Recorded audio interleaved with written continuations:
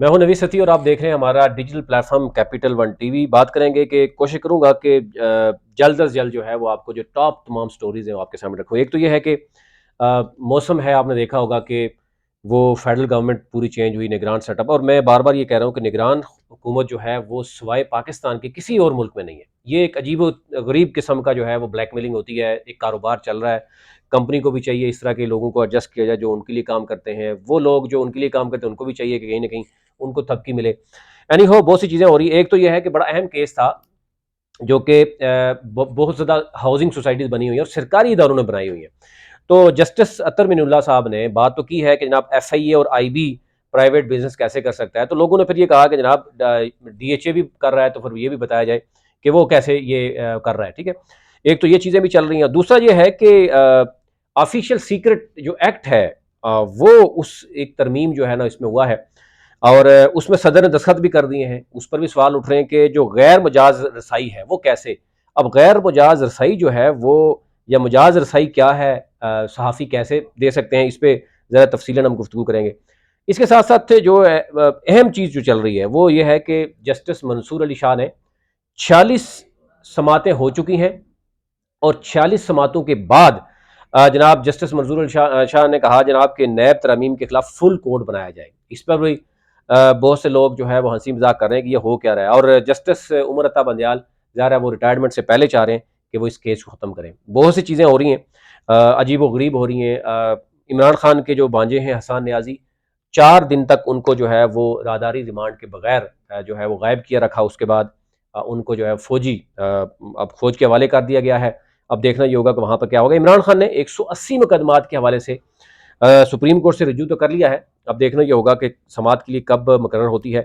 خیبر پختونخوا میں پوری کی پوری جو نگران حکومت ہے وہاں پر نئے سوداگر لگائے گئے ہیں. اب یہ بھی کہا جا رہا ہے کہ یہ سارا وہ معاملہ ہے جہاں پر شاید کمپنی کو ہی فائدہ ہوتا ہے کہ وہ اپنے لوگوں کو لگاتے ہیں اور اس طریقے سے سیاستدانوں کو بھی بتاتے ہیں جناب کہ پاور کس کے پاس ہے. تو یہ چل رہا ہے. لیکن کچھ چیزیں ایسی ہیں کہ جو شاید ابھی تک ان کے جواب ابھی تک نہیں آ پا رہے. یعنی ایک طرف الیکشن کمیشن واضح یہ کہے کہ وہ 3 ماہ میں یعنی 90 دن کے اندر الیکشن ہی نہیں ہو سکتے.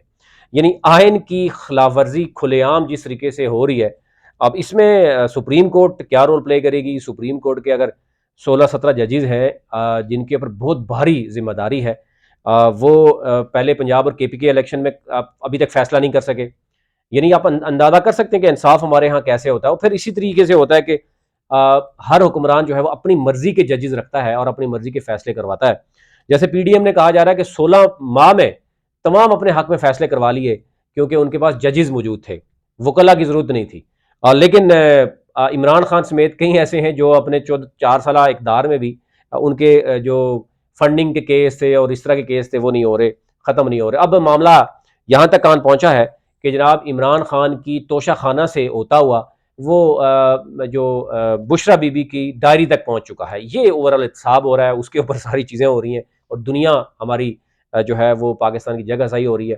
اور اس وقت مہنگائی عروج پہ ہے.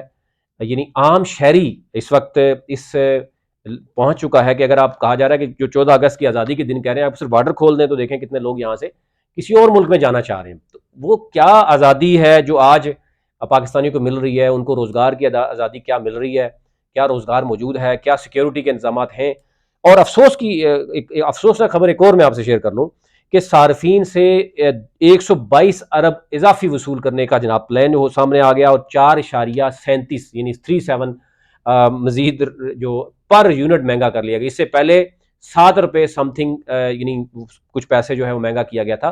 تو آپ اندازہ کیجئے کہ اس وقت عام شہری جو ہے کوئی بھی وہ ایک مزدور جو ہے وہ بجلی کا بل دینے کے قاصر نہیں ہے. باقی مہنگائی کی تو لہر اس حد تک بڑھ چکی ہے کہ ایسے مزدور ہیں بیچارے، آئے روز خبریں ملتی ہیں کہ جناب کسی نے اپنے بچوں کو جو ہے وہ زہر دیا اور پھر خود زہر کھا کر وہ اس مہنگائی سے تانگ آ کر وہ خودکشی کر چکا. تو یہ صورتحال چل رہی ہے اور نگران حکومت آ رہی ہے، وہ نئے پلان کر رہی ہے. وہ کہہ رہی ہے جی ہم مہنگا تیل خرید کر سستے نہیں دے سکتے.